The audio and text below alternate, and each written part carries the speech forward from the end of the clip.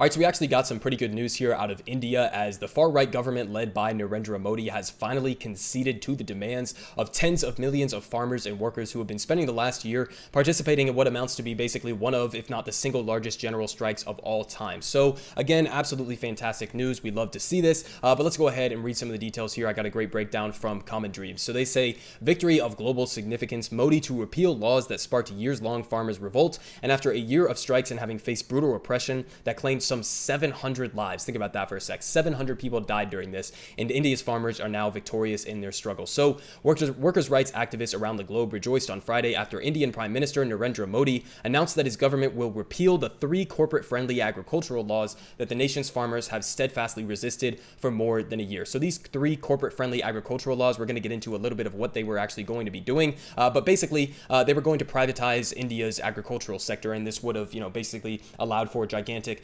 profitable for-profit corporations basically to come in and exploit the sector and exploit the farmers within that sector. And obviously they had a pretty big problem with that, so they've been spending the last year vehemently opposing and trying to get rid of some of these reforms that Modi's government was trying to put in place. And now they say here from the SKM, a coalition of over 40 farmers union that led the protest, they called this development a historic victory for those who struggled resolutely, unitedly, continuously, and peacefully for 1 year so far in the historic farmers' struggle. And the reason why they say so far is basically because this is not over. This is not the end of the story here, right? They still have to wait to see. As you can see here, we will wait for the day when the farm laws are repealed in parliament, and that is reiterated here. Obviously, we just have rhetoric now from Narendra Modi and no actual legislative backing up of that statement. So here from Rakesh Tikait, a leader of the BKU, welcomed Modi's announcement but said, quote, "We will wait for the day when the farm laws are repealed in parliament, where the winter session starts on November 29th. And he added that in addition to the MSP demand that the government should talk to farmers on other issues. So, right, it's a continuous struggle. They're never going to be able to get everything that they want on day one, okay? It's obviously going to be a continued fight, and that's exactly what they're pointing out there, making sure that this rhetoric coming from Modi is now going to be turned into actual legislation. So, to give a little bit more context in terms of why he might be making this decision at this time, Al Jazeera reported that Modi's sudden concession comes ahead of the elections early next year in Uttar Pradesh, India's most populous state, and 2 other northern states with large rural populations. So obviously, there may be some degree of political reasoning behind his sudden change of mind on these laws, right? Obviously, if he's going to try to earn the votes of people within these regions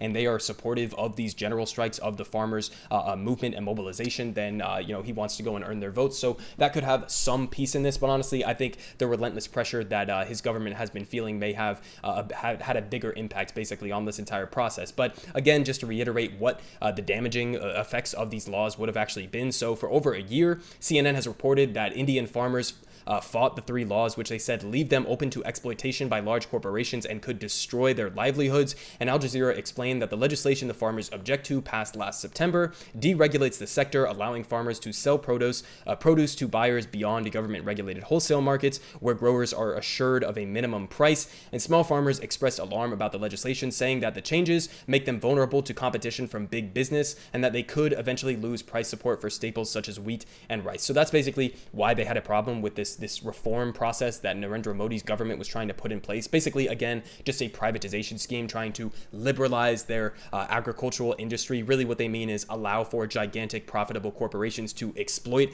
those industries at the expense of average people. So that's why average people took to the streets and have been doing things like this. So what were the actual strategies that they were putting in place to get these concessions met? Because this is a big part of this entire process, right? This has been an entire year of protests. Over 700 people have died during these protests. So obviously, it was pretty contentious. So what were they actually doing on the ground and lessons that we can take for them in terms of strategy? So beginning last September, farmers from regions of India that are major producers of wheat and rice blocked railway tracks, which was followed by larger nationwide protests, including some that used trucks, tractors, and combine harvesters to block highways leading to New Delhi, the nation's capital, so trying to disrupt the economy of India. And by last December, protests spread across India as farm organizations called for a nationwide strike after inconclusive talks with the government, Reuters reported, adding that demonstrations also took place throughout the Sikh diaspora. And over the course of several months, which included a brutal winter and devastating COVID-19 surge, farmers continued to agitate for full repeal of the three laws, and repression for Modi's right-wing Hindu nationalist BJP party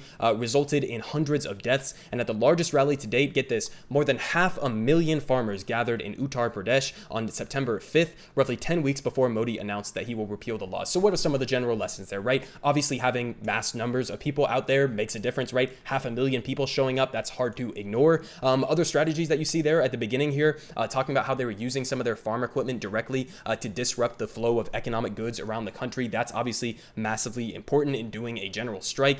You need to be damaging the economy, basically. That's the whole point. You need to be shutting down gigantic sectors of the economy so that the leadership basically has no choice but to confront the demands that you are making and at the very least negotiate with you, if not completely comply with your demands. Because at that point, average people, these farmers who are producing the protests, producing the goods and the foods basically that feed the Indian population, you can't really ignore that, right? I mean, you can't ignore the fact that you have all of these people who are no longer participating in the economy. You are going to feel that. There's no way around that. And basically by doing that and participating in this general strike, what they are doing is they are recognizing that they are the ones producing the value for the economy. They should be entitled to, at the very bare minimum, a stable and secure livelihood, which obviously they felt like the laws that were being put in place would reduce their capacity to be able to do that. So again, the broader lessons from this are collective worker action, right? This is what it takes to actually get significant legislative overhauls like this, right? There's no doubt in my mind that if there had been no protests over these laws that were going to be put in place, or if they had just, tepidly opposed them,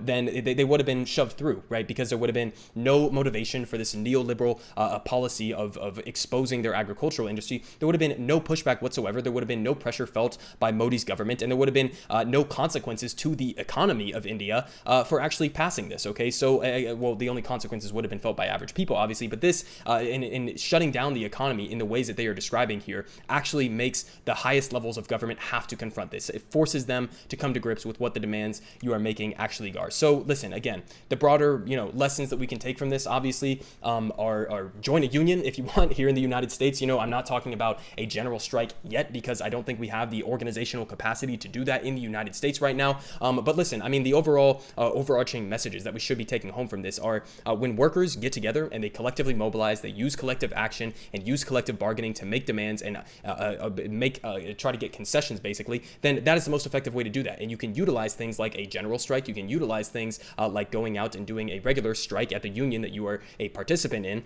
Then you can use that to your leverage, right? Because the capitalist ownership class will never give these concessions basically willingly. They will never give concessions that help average people willingly. So you have to go out and you have to take them. And these are some of the ways that you can actually go about doing that.